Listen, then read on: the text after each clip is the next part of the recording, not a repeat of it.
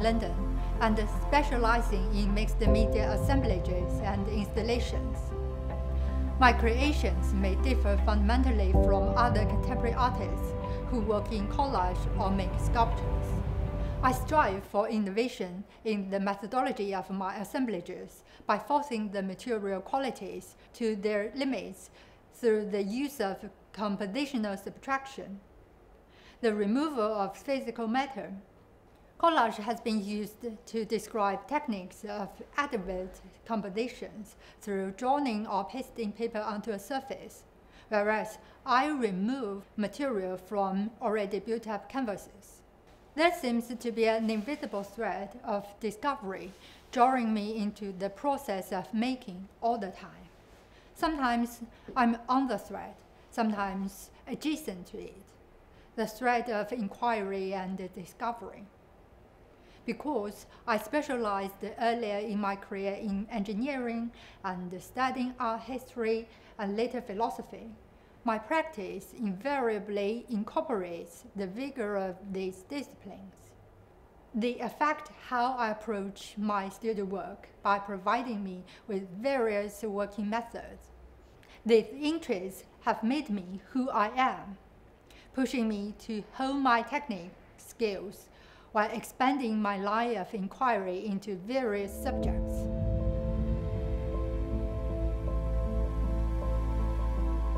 Well, for collage and rubbing process, I think just paint, collage, and paint again.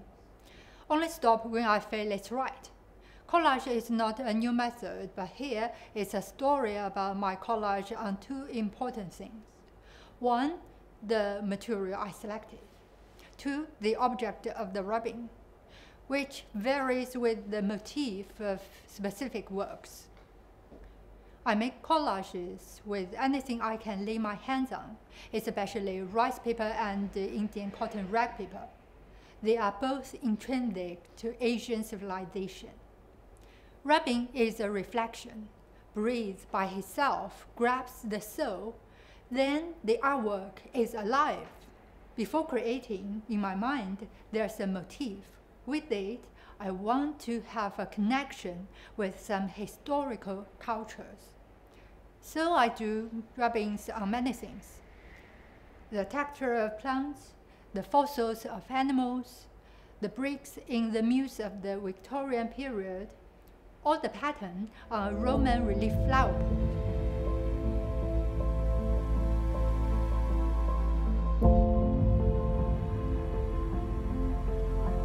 I use a large variety of materials. All the different mediums are open to me equally to explore my relationship with the world and the artist. Actually, Kurt Schwitters declared that all values in art were the same, and any limitation to a particular medium was a restriction. Contrasts and comparisons exist in every artistic medium, and when used skillfully, can generate dramatic tension. To achieve this, I juxtapose different elements in my works. Rich oil color versus delicate rubbings, hard metal versus soft lace, and transparent herb paper versus opaque cork sheet. But every medium has its own character. I respect it and choose the right one.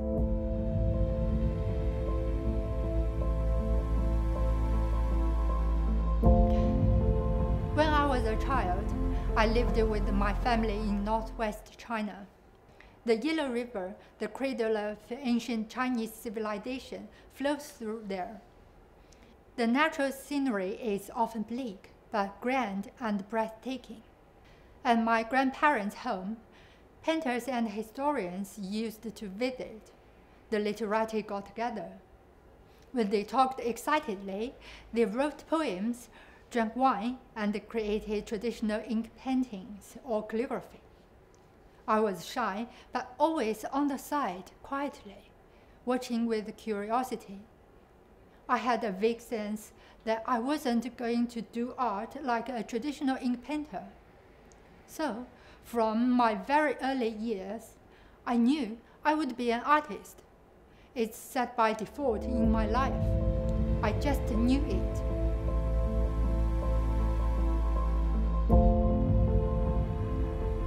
For society, contemporary artists are not only creators, but also represent social consciousness.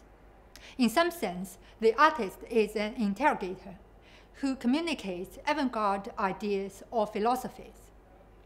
As an Asian female artist, I want to raise awareness of underrepresented minorities in the arts. And I hope that when a little girl in a marginal region looks at my works, she can feel the energy of art and be inspired to bravely pursue her dream. The artist should be at the forefront of society to alert people to find important contemporary issues. I always feel I have a social responsibility to do something for them with my art.